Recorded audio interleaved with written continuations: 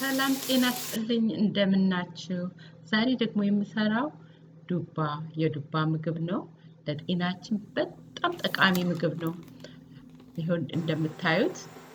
ባደር ስኳሽ ነው የሚሉት ባደር ስኳሽ እና ዱባ አንድ አይነት ናቸው ዘራቸው አሁን የማደርገው ምንድነው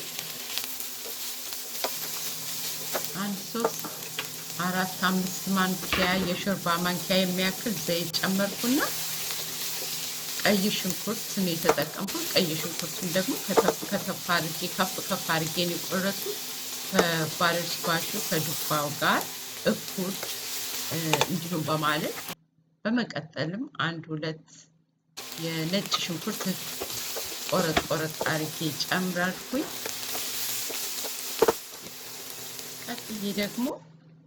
ግማሽ ሻይ ማንኪያ ኦሪጋኖ ቅጠል ነው የጨመርኩት 1/4 የሚያክል የቁንዶ በርበሬ እጨምራለሁኝ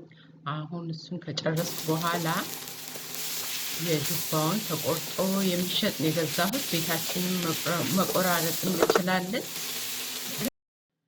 ጨው የሚያስፈልገኝን ያህል እጨምራለሁ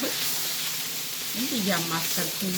በደንብ ጥብስ አድርገዋለሁኝ ውስጡ በደንብ መብሰል አለበት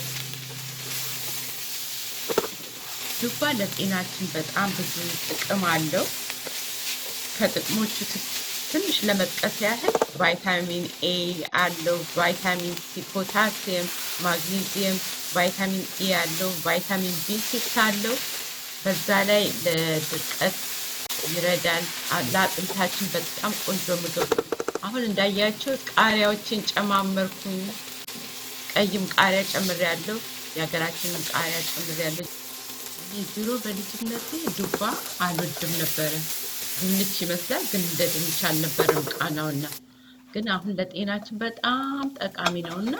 እንደዚህ እየሰራን ከሌሎች ምግቦች ጎን አድርገን መመገብ እንችላለን ስላያችሁ አመሰግናችኋለሁ በሚቀጥለው ቪዲዮ እስከምንገናኝ መልካም ቆይታ